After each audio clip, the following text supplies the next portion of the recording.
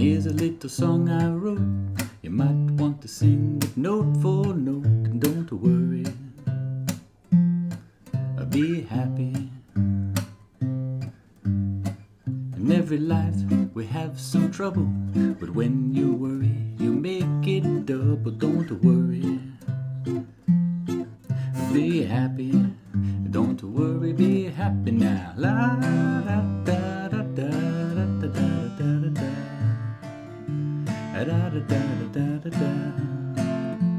da da da da da.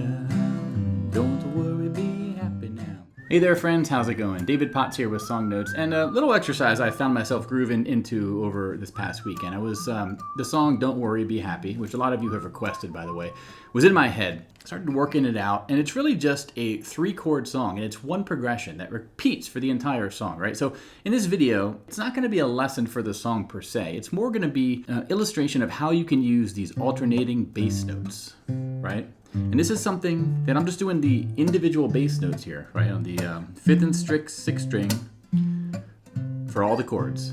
Now, you might be thinking, why would you do that, right? A couple reasons.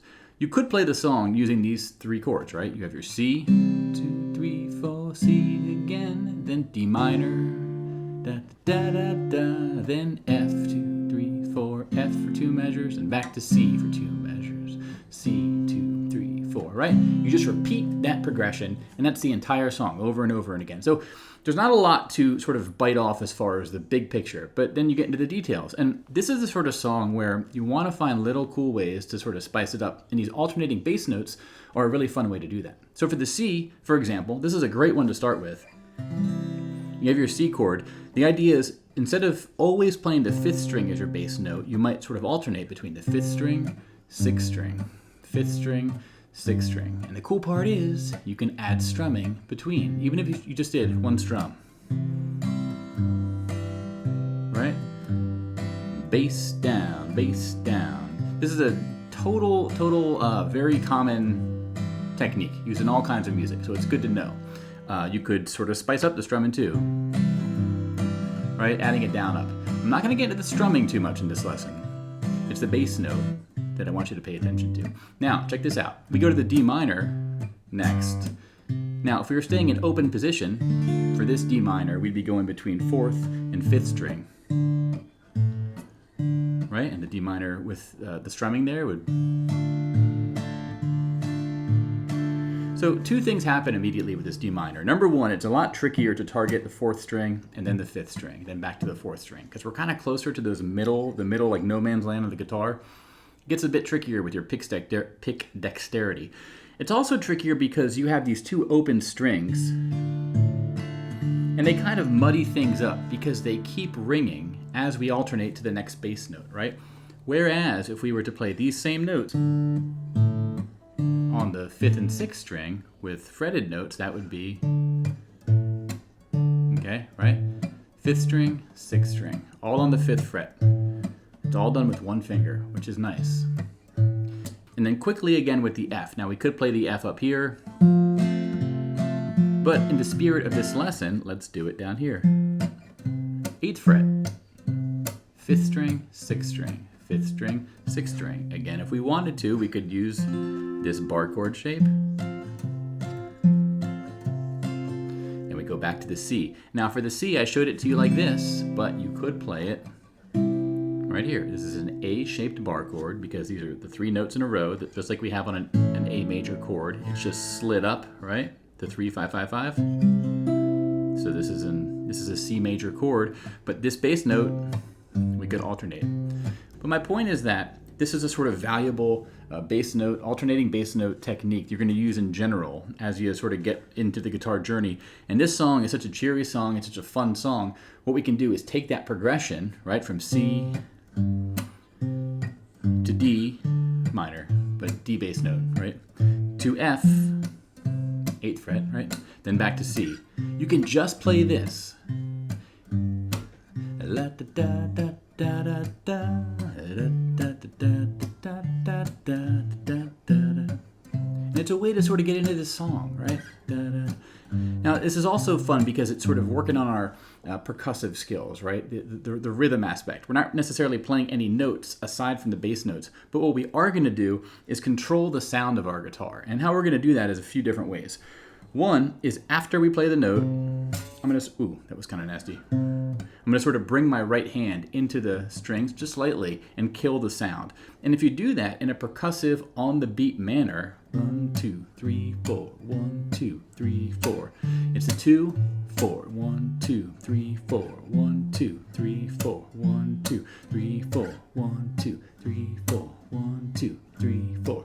So what we have there is the bass notes that we're playing mixed with the sort of percussive silencing of the strings. And you can sort of get really loud. I would recommend not doing too loud, but it's just a nice little, you're kind of having to balance things. You know, you could get kind of crazy. That might be a little bit too much in some circumstances. Other times you might want that. But my point is, get those bass notes cleanly played at a nice volume, get this percussive hit cleanly sort of applied and at a consistent volume, and you sort of balance the two, you find the vibe you want, and you can literally sing this song. You can practice your whistling, right? Now, from there, we can also bring in some of those chords like I was saying and keep going with the song. Whether you want to do power chords, meaning we're just playing the 5th, 4th, and 3rd string, right?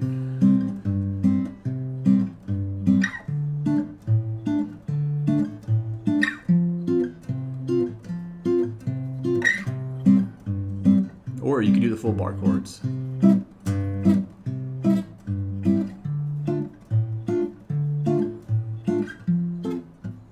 Oops, messed up, but keep the beat. If you mess up, it's okay. Try to keep that groove. La da da do dee da dum ba da boo da bum bum ba ba dum ba dum. Be happy. Now, one more thing I want to call out here that I'm doing. As soon as I play those chords, I am sort of loosening my left hand just after the initial pluck is rendered, right?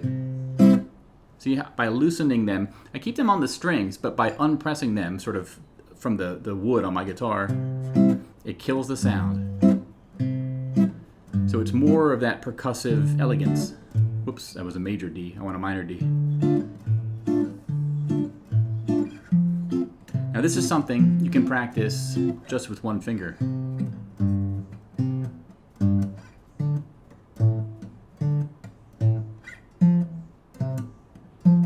Notice how I'm not doing the percussive hit at all. But what I am doing is making sure the string that's initially played for each bass note stops, right? 1, 2, 3, 4. 1, 2, 3, 4. 1, 2, 3, 4. 1, 2, 3, 4. 1, 2, 3, 4. On the 2 and the 4 is when I silence each bass note. Now, if you didn't do this, it doesn't sound terribly different, but you have strings ringing out, and also you could have these other strings making sort of accidental, incidental, unintended sounds that you don't want. That's why another bit of percussive elegance and a bit of advice here is I'm sort of draping my finger on all the strings, and I'm only pushing down firmly on the note I want to play. This way, all the strings that I'm not playing are sort of silent, right?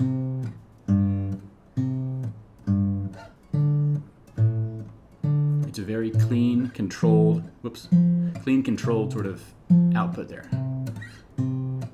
Okay, so let's put this together then and look at the entire song one more time. So again, we want 2 measures of C, right? 1, 2, 3, 4, 1, 2, 3, 4, D minor, 2, 3, 4, D minor, 2, 3, 4 to F, 2, 3, 4, F, 2, 3, 4 to C, 2, 3, 4, C, 2. You could play the entire song like that. If you want a simple version of F, just do the middle 4 strings. That's what I like to do. And here's a little song I wrote. You might want to sing it note for note, and don't worry. Be happy. 3, 4, 1, 2, 3, 4. Right? But again, we could sort of bring in the bass notes. 1, 2, da da da da da da da da da da da da da da. Oh, don't worry, be happy now. One more bit of advice here is practice this with your ring finger.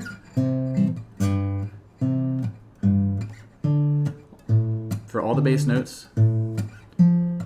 And the reason why is it's going to come in handy with your C, right? But I'm saying in general, this sort of shape of a chord is one you're going to run into a lot. That's why having your ring finger being used to doing that is helpful, okay? Another one is, another reason is to do it with your index finger, and that's because, again, of these bar chords. So I think your index finger and your ring finger are the ones to practice as far as just those bass notes go. But that's pretty much it. Try this out yourself. Again, I have the printout attached to this lesson if you want to get the tab and have a few of the guides here for the different chord shapes I'm doing. You know, the C, the D minor, the F if you're curious, or you just want those bar chords, right? Or you want the open versions. Again, with that open D minor, you can do the alternating bass note. It's just trickier to do, and it doesn't sound as clean. Whenever you're mixing fretted notes with open strings, I find that the quality of the sound's a little bit different, whereas if everything is fretted, if nothing's open, it's very consistent. You kind of have a control over the sound, okay? So try this out, right? 3rd fret. Starting again, 1, 2, 3, 4, C again, then to D minor, then to F. Then we go back to C. Don't worry, be happy now.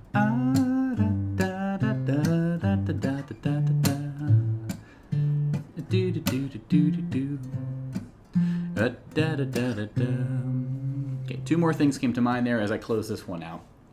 One is this song by Bobby McFerrin is tuned down 1/2 step. So if you want to play along with his album version, you actually don't need a capo. You don't need to tune anything different. You just want to use the key of B instead. So all the things that are in my PDF, you'd have to go down by 1 fret. So that means 2nd fret to 4th fret. And next is 7. You guessed it, right? This is the key of B he's doing. I'm doing the key of C because it's a more common key for guitarists, and that way you can use the regular chords of C, D minor, and F. F is a little bit tricky, but again, you can use this sort of middle 4 strings version. You'll be in good shape. But again, if nothing else for today, I wanted to talk about this little fun thing. Just pick your guitar up, da-da-da-da-dee-da-do, and practice your whistling. And how about you? And don't worry, be happy. Don't worry, be happy now. So that's going to be it for this one, y'all. I just wanted to share this. It was such a fun thing to play. And again, short of a lesson for this song, which I may do one day, I wanted to get this out there because it's a fun technique thing that's going to sort of teach you that alternating bass note thing, teach you some of those percussive muting skills, and it's fun to play. You can sing along. And this song, if you listen to the song, there's no real instrumentation. I think it's all a cappella. I don't know if there's any drums or bass there. Well, I'm sort of showing my uncertainty here. If you listen to the song, there's no guitar. I'm pretty certain of that. And I think being a bit percussive, a bit explorational with your percussive is perfectly in step with the spirit of this song. Okay? So I'll let you go now. Don't worry. Be happy.